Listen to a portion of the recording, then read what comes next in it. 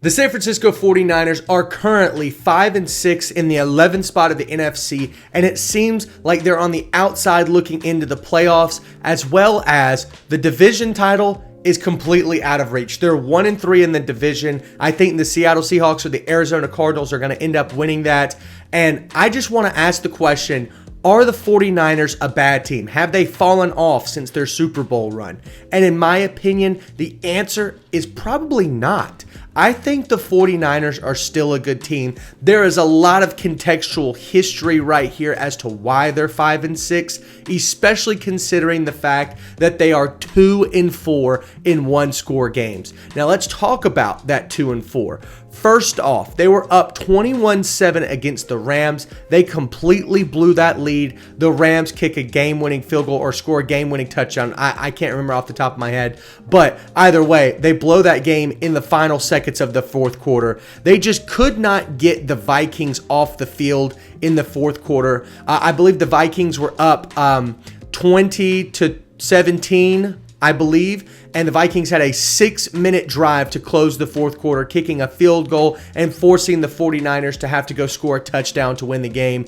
And that was just unacceptable situational behavior there. I think the 49ers, looking at that drive, could have the difference between being 5-6 and 6-5.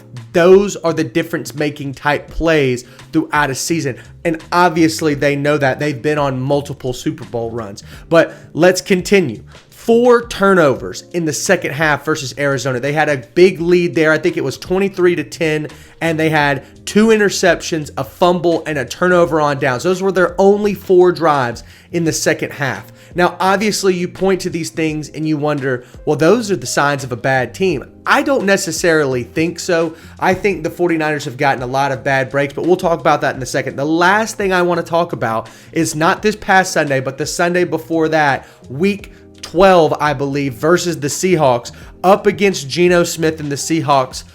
I think at home, at home, Geno Smith drives 80 yards in 2 minutes and walks into the end zone to close out the 49ers and win yet another close one-score game down in the last seconds of the fourth quarter. All of these things that I'm talking about are bad situational football, and I don't attribute that to bad coaching or bad playmaking. I think I attribute it to the amassed amount of injuries that the 49ers have suffered so far this year. Now, I'm going to read out some starters that have missed at least one game. Some of these guys are missing multiple games or are out for the season. Brock Purdy just missed the game versus the Green Bay Packers. Christian McCaffrey missed the first 9 games, I believe, with Achilles tendonitis. Brandon Ayuk tore his ACL in game 1, 2, or 3, and he's out for the rest of the season. Deebo Samuel was battling, I believe, pneumonia, and he has missed multiple games, and on top of that, not looked great in the games that he does play. George Kittle has missed a couple of games. Trent Williams, of course, is battling injuries. He is a much older tackle than the average NFL tackle, and of course, he's going to battle some injuries. Nick Bosa has missed a game or 2 with some injuries. Dre Greenlaw, last year in the Super Bowl, rips apart his knee trying to go back out onto the field. He's been out all season. I don't think he'll be making a comeback. Let's see. Javon Hargrave, a great defensive tackle in the league, has missed multiple games. But the point I'm trying to make here is the 49ers core is surrounded by these star players all throughout their team making big plays, especially when it comes down to the final seconds of the game. And the fact that they're missing them means a world of difference. I also want to point to the fact that a lot of people have, put Brock Purdy in this conversation of being potentially a top 5 quarterback. I don't necessarily think I ever was there. Maybe I thought he was top 10. I don't think that he's a quarterback that can go and win you a game without these playmakers to give the ball to. And now, of course, there's not a lot of quarterbacks that can do that. I'm talking about the Aaron Rodgers, the Tom Brady's, even the Matthew Staffords of the world that can go and make a play regardless of the weapons on the field. They know how to cut up a defense. I'm not so sure that Brock Purdy is at that point. I do think he is a great game manager, one of the best in the league, and I don't think that's an insult. I just think the 49ers offense is predicated on Kyle Shanahan being a field general, knowing just how to march the team down the field little by little by giving the ball to a Christian McCaffrey, a Debo, a Brandon Ayuk. And those weapons just have not been there for the 49ers all season long. And so they've had to rely on players like Jauan Jennings, who have had big spots. But is that a player that you can rely on week in and week out to win you the game? Not necessarily. No disrespect to Jennings. I just think that Debo and Brandon Ayuk are just a higher echelon, and that's more of a compliment to their game. All that being said, do I think the 49ers are a bad team?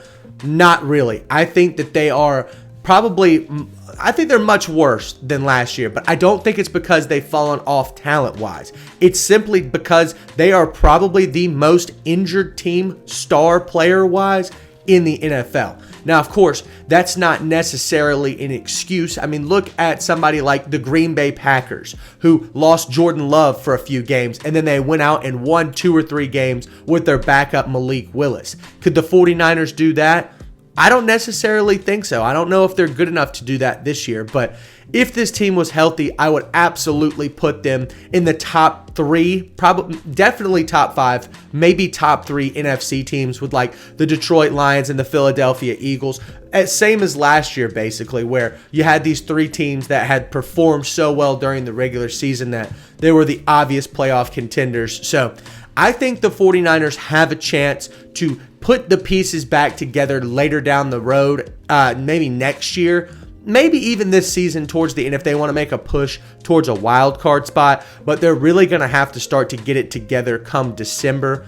This is when the football matters most. This is when game planning and performance is really has the microscope on it. And I think if the 49ers can get healthy, they could win some of these games. They still have 2 more division games to play. They've got quite a few conference games left to play.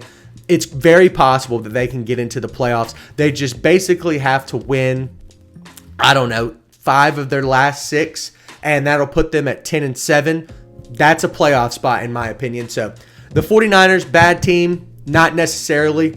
Are they a team that can make a playoff run this year? I don't think so, just due to the fact that you don't get healthy during the season. You got to wait till the offseason. So next season will probably be the 49ers back at full strength, kind of like after they went on their 2019-2020 Super Bowl run. They had some injuries in 2020-2021, and then the very next season they were back to relevancy and ready to compete for a Super Bowl. And then they did the exact same thing last year as well. So I think the 49ers are a perennial sub-dynasty in this Kansas City Chiefs dynasty, and I think they'll be competing for a championship next season. But let me know what you think in the comments. Are the 49ers falling off, or do you think that they're actually going to compete for playoffs and Super Bowls for seasons to come?